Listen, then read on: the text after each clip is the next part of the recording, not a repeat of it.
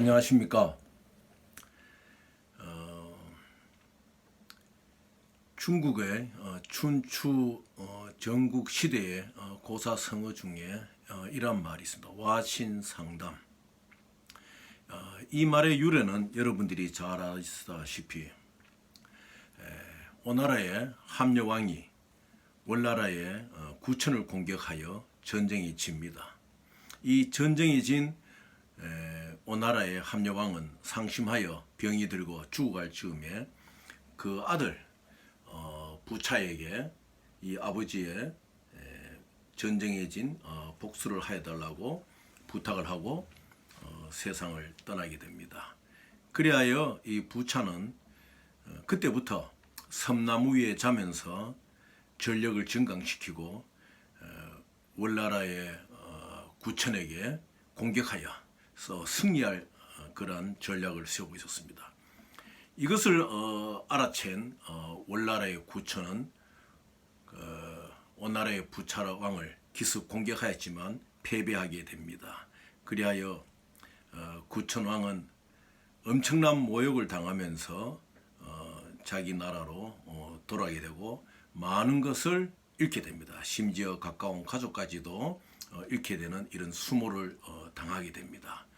그때부터 이 월나라의 구천은 쓸개를 천장에 달아 내려놓고 그것을 핥으면서 오나라의 부차에게 또다시 복수할 생각을 하는 것입니다. 이것이 바로 와신상담입니다. 섬나무 위에 누워 자면서 쓸개를 핥으면서 이제 복수의 날을 기다리는 거죠. 결국 이 월나라의 구천은 오나라의 부차를 다시 공격하여 그를 죽이게 되고 자기의 전쟁에 패했던 복수를 하게 됩니다. 이것이 바로 중국 춘추 전국 시대에 일어났던 오늘날까지도 회자되는 와신상담이라는 고사 수거입니다. 전쟁이나 정치의 선거전에 있어서나 와신상담하는 분들이 참 많지 않습니까? 저는 이번에 민주당의 대선 후보 이재명 후보가 영광에서 그 연설한 내용을 듣고 속으로 이런 우려도 한 적이 있습니다. 영광 국민 여러분, 영광이 키워낸 훌륭한 이낙연 후보를 칭찬하는 거죠. 칭찬하고 난 다음에 이교 민주당 의원이 옆에 있는데 그 굴비를 아주 싸게 산 것을 소개하면서 이 굴비를 맛있게 먹겠습니다. 이렇게 이제 영광 국민이 생각합니다. 그 다음에 이 굴비를 맛있게 먹으면서 우리 이낙연 후보 그리고 영광 국민들 이렇게 생각하겠습니다. 이런 취지의 발언을 했습니다. 저는 그때 한편으로는 좋은 의미도 될 것이고 또 한편으로는 와신상담이라는 그 고사성어를 머리에 떠올렸습니다. 그 자리에는 이낙연 후보가 동반하지 않았습니다. 사람인지라 섭섭할 수도 있습니다. 이 정치인들은 표정을 잘 감추지요. 특히 이번 대장동 의혹 사건에서 국정감사장에서 답을 하는 이재명 후보의 태도나 여러 가지 그 이후의 상황 속에서 국민들이 우려하는 점은 이재명 후보가 좀 더 국민들의 마음에 와닿는 말을 하지 않는다는 이러한 의혹을 지금 가지고 있습니다. 또한 심지어는 상대방 정당에서는 이재명 후보가 정책의 여러 가지 것을 자꾸 바꿔 나가고 있다 이렇게 이제 말하고 있지만은 또 이 후보로서는 자기 나름대로의 또 그 이유도 말하고 있는 것입니다. 이후의 말처럼 영광 국민들의 그 영광 굴비를 참 맛있게 먹고 또 우리 이낙연 전 국무총리와 더불어 열심히 하겠다 이러한 참 인간의 순수적인 그러한 아름다운 마음이기를 간절히 바라지요. 여야를 떠나서 대한민국 정치의 발전을 위해서 또 오늘날 지금 발생되고 있는 국민의힘 당의 여러 가지 문제를 볼 것 같으면 어떤 대선 기간이라도 서로 인간적인 존중과 상대방의 인격을 사랑해주고 존중해주는 것은 우리가 버리지 않아야 되겠다. 이렇게 이제 생각을 했습니다. 그래서 영광굴비 여러분, 영광군민 여러분, 이 영광굴비를 맛있게 먹겠습니다. 우리 이낙연 후보를 생각 맛있게 먹겠습니다. 참 말 그대로 그 영광굴비를 먹으면서 영광이 키워낸 이낙연 후보를 생각하면서 이낙연으로 화합해가지고 이러한 참 선대 과정을 잘 이끌어 나가겠다는 생각하면 얼마나 좋겠습니까? 또 그렇게 모든 사람들이 바라고 있지요. 또 한편으로는 중국의 춘추 전국시대의 이 고사성어가 생각이 납니다. 사람인지라 이낙연 후보가 동반 영광 방문을 하지 않은 데서 섭섭함 또 있지 않았겠습니까? 또 없을 수도 있고 그것은 본인만이 아는 것일 것입니다. 우리는 참 이 대선이라는 처절하고 피비린한 전투지만은 그래도 사람끼리의 존중과 존엄성을 인정해 주는 것은 서로 변하지 않아야 된다는 것을 국민들은 바라고 있고 또 대장동 의혹의 사건에서 그 답하는 이 후보의 태도가 변화되고 좀 더 국민들에게 질서 있게 다가오는 이 후보를 우리 국민들은 바라고 있는 것입니다. 그러나 공교롭게도 오늘 민주당의 당원 게시판이 잠정적으로 중단되었다는 이러한 소식을 접하게 되었습니다. 민주당이나 국민의힘이나 정의당이나 우리 청와대나 어디나 그 당원이나 구성원들에 대한 언론의 소통은 열어야 됩니다. 물론 대통령 후보 선출 과정에서 여러 가지 참 치열한 경쟁을 하다가 보니까 또 경쟁에서 전쪽에서는 여러 가지 불평도 할 수가 있겠지요.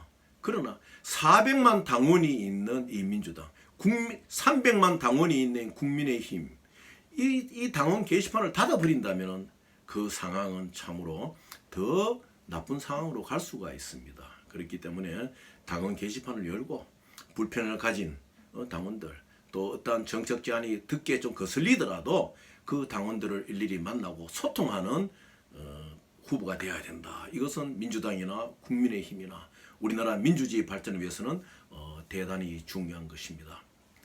양당의 후보들은 민주화 투쟁 경력이 없습니다. 양당의 후보들은 이 민주화 과정을 이루어내기 위해서 얼마나 많은 청년들과 얼마나 많은 애국자들이 피와 죽음의 사선을 넘었는지 실감하지 못할 겁니다. 그분들은 그 당시에 다 입신양명을 위한 사법시험을 준비하신 분들 아닙니까? 사법시험이라는 또 입신양명이라는 국가고시들을 물리치고 오로지 이것이 이 대한의 길을 발전시킬 수 있는 것이다. 우리 또 백성들의 안위를 도모하고 진정한 민주의 역사를 발전시킬 수 있는 것에 몰두하여 자기의 일생을 던졌던 많은 사람들이 오늘날 60대 중반에 있지 않습니까? 또 한 가지 우울한 소식은 영광굴비를 맛있게 먹으면서 이낙연 후보를 생각했던 이재명 후보는 이상희 교수에 대한 이런 징계 부분 이런 것도 참 고려해 봐야 됩니다. 왜냐? 상대방 진영의 정책 불행인 아니었습니까? 그렇다면 그분과 대화도 하고 포용하고 이러한 폭넓은 어떤 대통령에 도전하는 지도자의 모습을 보여야 될 것입니다. 국민의힘 우리 윤석열 후보도 마찬가지입니다. 지금 나이 어린 대표도 포용해주고 이렇게 해나가야 되는 것이 우리의 정치적인 지향하는 아름다운 모습일 것입니다. 지난날 서슬퍼렀던 박정희 정권 시대에 주요 신문들이 광고 억압을 당하고 이럴 때 얼마나 많은 사람들이 주머니에 있는 쌈지 돈을 내어서 신문사를 살리고 이렇게 해왔습니까? 언론은 절대 봉쇄되어서는 아니 되는 것입니다. 대한민국의 민주화 역사에 있어서 언론이 봉쇄될 때에는 엄청난 국민적인 저항이 일어났던 것입니다. 이번 민주당의 당원 게시판 잠정 중단은 다시 한 번 더 생각하고 진실로 영광굴비를 맛있게 먹으면서 이낙연 후보를 생각하고 존경하는 정치적 후배로서 이 이재명 후보가 길을 택한다면은 참 얼마나 당의 모습이 아름다워지겠습니까? 국민의힘도 마찬가지겠죠. 이준석 그 어린 대표를 잘 달래고 어떻게 해서라도 하합하여 국민이 바라볼 때 지도자의 품격을 갖추었다. 이 사람들이 참으로 대인의 모습으로서 모든 것을 포용하고 나아간다. 이런 것을 보여준다는 것이 얼마나 중요한 것이냐 하는 것을 우리는 생각해야 될 것입니다. 국민들은 바라고 있습니다. 나에게 불평하는 사람들이라고 통제하고 억압하고 이런 것이 아니라 포용하고 안아주는 것입니다. 굳이 어느 후보라고 말하지 않겠습니다만은 권력이란 것은 제대로 진행되지 아니할 때에 다수의 의사결정을 통제하는 수단에 힘을 준 것이다. 이렇게 생각하는 후보가 있다면 그것은 참으로 잘못된 것입니다. 권력은 어디에서 나오느냐? 국민에게서 나옵니다. 어디에서 나오느냐? 자신들의 정책을 지지하는 유권자의 투표에서 나오는 것입니다.